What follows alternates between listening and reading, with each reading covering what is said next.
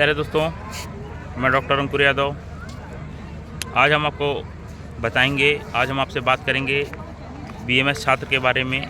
जो भी छात्र मेरा वीडियो देख रहे होंगे, जो भी बीएमएस के स्टूडेंट होंगे, बीएमएस के छात्र छात्रा जो भी मेरा वीडियो देख रहे होंगे, तो सबसे पहले मैं उनको यही सलाह देना चाहूँगा कि जितना जल्दी हो सके आप प्रैक्टिस में आइए और प्रैक्टिस करिए जितना जल्दी हो सके।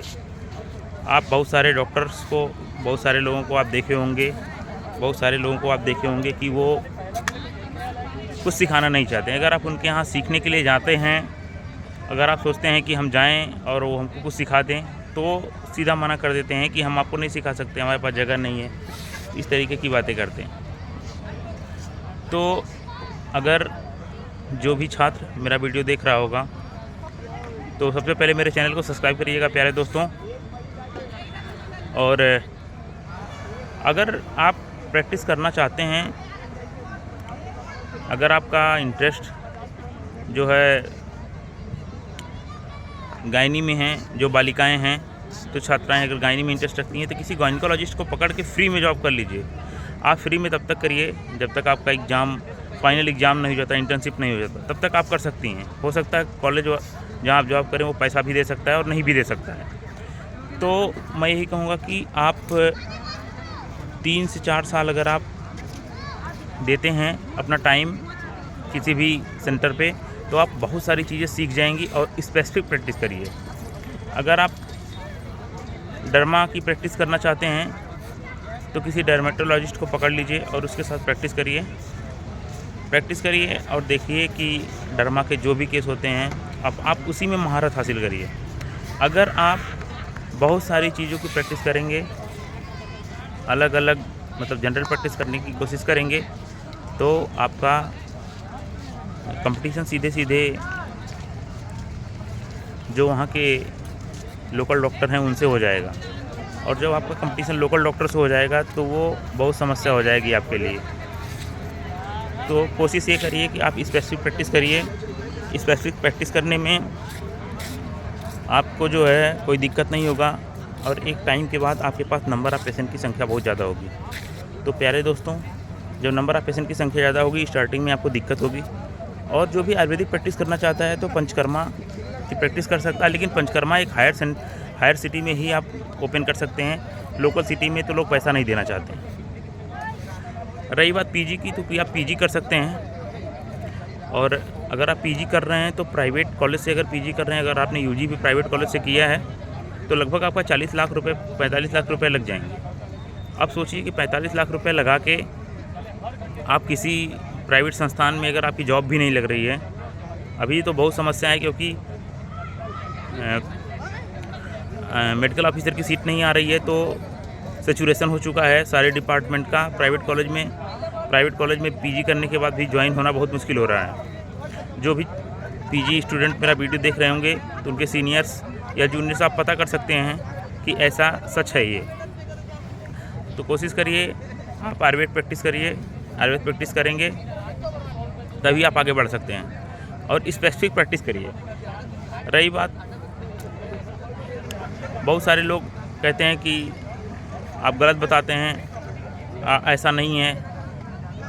मैं बताऊं, जो भी बीएमएस कर रहा है वो तो वही जान रहा है क्या कंडीशन। जॉब लगने की समस्या बहुत ज़्यादा है। जो भी कहते हैं गलत इन्फॉर्मेशन दे रहे हैं, मैं उनसे ये बात भी कहूँगा, कमेंट बॉक्स में आप अपना मोबाइल नंबर दे दीजिए, अपने हॉस्पिटल का मोबाइल नंबर दे दीजिए। बहुत सारे स्टूडेंट आपसे कांटेक्ट कर लेंगे और आपके हॉस्पिटल पे जाएंगे, आप 40 से 45 हज़ार रुपये की जॉब दिलवा दीजिएगा। बड़े उम्मीद के साथ लोग जाएंगे, क्योंकि जो भी स्टूडेंट निकलता है यहाँ बीएमएस करने के बाद, आप जो भी देख रहा होगा, 20 से 25 हज़ार रुपये की जॉब नहीं मिलती है। जब 20 से 25 हज़ार रुपये की जॉब नहीं मिलती है और लड़का लगाया 20 लाख रुपए है, अब आप बताइए कि वो कैसे बियर करेगा अपने खर्चे को और बहुत सारी चीज़ों को। तो इन सब चीज़ों को ध्यान में रखते हुए आप स्पेसिफिक प्रैक्टिस करिए। और छात्रसूत्र की प्रैक्टिस भी कर सकते हैं आप, जो कि यूजी लेवल पे ही होता है। आप यूजी लेवल पे छात्रसूत्र की प्रैक्टिस कर सकते हैं।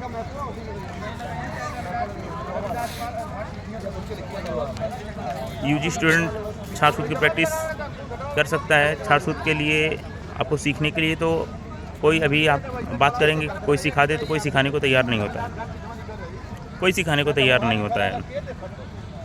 लोग बोलेंगे कि हमारे पास जगह नहीं है, हमारे पास स्टूडेंट बहुत ज़्यादा हैं, और बहुत ज़्यादा होगा। एक दो लोग हैं जो लाइव क्लास नहीं होती है उनकी क्लास ऐसे होती है कि ऑनलाइन बस बता देते हैं कि ऐसे ऐसे होता है। बताना तो बुक में भी लिखा है। तो इन सब चीज़ों को ध्यान में रखते हुए आप स्पेसिफिक प्रैक्टिस करिए, और स्पेसिफिक प्रैक्टिस करेंगे तभी आपका जीवन आसान होगा। नहीं तो आपका कंपटीशन सीधे सीधे झोला छाप डॉक्टरों से हो जाएगा। और मार्केट में, एक छोटी सी मार्केट में जहाँ 50 दुकानें होती हैं, वहाँ 10 झोला छाप डॉक्टर होते हैं, और सब लोग जनरल प्रैक्टिस करते हैं। जनरल के मरीज़ तो उनके पास जाते हैं। जनरल के लिए लोग जो है मेडिकल स्टोर से भी दवा ले लेते हैं। लेकिन आप स्पेसिफिक प्रैक्टिस करेंगे, आप किसी एक चीज़ में महारत हासिल करेंगे, तो आप जीवन में अच्छा कर सकते हैं। और रही बात पीजी की, लोग कहते हैं कि ऐसा हो गया, आप झूठ बोल रहे हैं, आप गलत बोल रहे हैं। आप बताइए, जो भी मेरा वीडियो देख रहा होगा, पिछले 15 सालों से NCISM ने ऐसा क्या किया जिसकी हम तारीफ़ करें। हाँ, अब आप बताएंगे कि सर्जरी अलाउ कर दिया। सर्जरी तो अलाउ किया,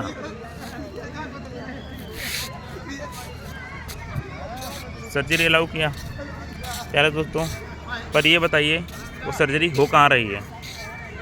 जब आप जाएंगे,